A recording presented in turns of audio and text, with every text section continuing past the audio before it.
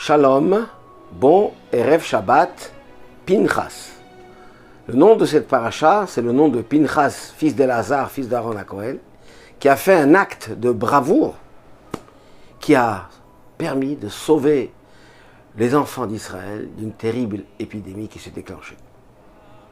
Et ceci, Dieu lui a été reconnaissant en lui donnant le cadeau de devenir Cohen, ce qui n'était pas le cas avant cet acte extraordinaire qu'il a fait. Mais la deuxième partie de la paracha, qui en apparence n'a aucun rapport, nous parle des fêtes. Les fêtes que nous avons, en commençant par Shabbat, Pesach, Shavuot, Sukkot, Shmini Atzeret. On a déjà vu les fêtes aussi dans la paracha de Emor, où on lit, d'ailleurs pendant les fêtes, c'est parti de toutes les fêtes qu'on doit faire. Et dans la paracha d'Emor, c'est marqué Vaidaber Moshe et Moadei Hashem. Moshe a parlé les fêtes de Dieu. Et dans notre paracha, ça se termine Vayomer Moshe. Et Moshe a dit, en parlant des fêtes, non pas Vaidaber, ce qui est la manière courante, le terme courant dans la Torah, mais Vayomer, il a dit. Pourquoi cette différence?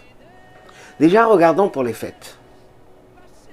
Les fêtes qui sont marquées dans la Torah sont différentes de ce qui est marqué dans notre paracha Pinchas, qui sont dans ceux de la paracha de Emor. Emor, la Torah donne les lois des fêtes. Ce qui est permis, ce qui est interdit, Yom Tov, on ne peut pas allumer le feu, etc., à partir d'un feu déjà allumé, etc. Ce qui est permis, ce qui est interdit, les lois de Yom Tov. Ce qu'il faut faire, les mitzvot qu'il faut faire, Shofar, Rosh Hashanah, etc. Donc les lois des fêtes, les interdictions, des transgressions, et comment les respecter et les pratiquer. Par contre, dans notre paracha, on ne parle pas des fêtes en tant que loi des fêtes, mais on parle des korbanot, des offrandes qu'on devait apporter au temple pendant les fêtes. Ce que correspond à la prière de Moussaf, le surplus. Il y avait des offrandes quotidiennes au Beth Amikdash, matin et après-midi, le korban tamid, le korban continu, et à chaque fête, il y avait des korbanot, des offrandes particulières, spécifiques à la fête, par le nombre, par le sort des animaux, la façon de le faire, etc. Ce qui faisait la différence d'une fête à l'autre, par les korbanot moussaf. Et ceci était différent, bien sûr, pour les trois fêtes. Et là, on va comprendre pourquoi là c'est Vaidaber et là c'est Vayomer. La première partie, ça on parle des fêtes, s'applique de nos jours. Tout ce qui est marqué s'applique dans la pratique de notre vie quotidienne, notre vie des fêtes, comment les pratiquer, comment les faire, etc. Ce qu'on peut faire et ce qu'on ne peut pas faire. Et ça, Vaidaber, daber, ça veut dire fort. Il nous dit, absolument, il faut respecter, il faut garder, il faut honorer Shabbat et fête. Dans la deuxième partie que nous lisons aujourd'hui, ce Shabbat, c'est les offrandes qu'on a apportées aux fêtes. Celles-là, on ne peut le faire que quand il y a le Beth Amikdash. Maintenant, on lit les textes qui sont considérés comme si qu'on apportait. On shalma farim sfatenu, par nos lèvres, on apporte les offrandes des animaux.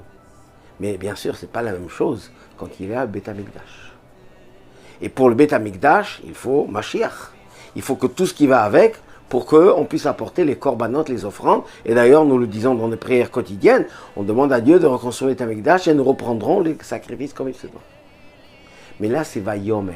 Vayomer, c'est une supplication, une demande. On supplie Hachem. On demande que le Beth Amikdash soit reconstruit. Hachem attend qu'on fasse quelque chose, qu'on agisse, qu'on fait de sorte que Mashiach arrive. La venue du Mashiach dépend bien sûr d'Hachem uniquement, mais il nous demande, Bikshu et Hachem Elekehem, mais David Malkan. Il faut réclamer, il faut demander. Alors là, la Torah dit Vayomer. Vayomer, c'est une parole douce, c'est une supplication, une prière. On demande à Hachem qui nous envoie le Mashiach afin que nous puissions reprendre tout comme avant. On peut se poser la question, c'est quoi cette idée d'apporter des offrandes, des korbanot, des sacrifices? C'est peut-être pas tellement d'actualité pour nous, surtout pour les véganes.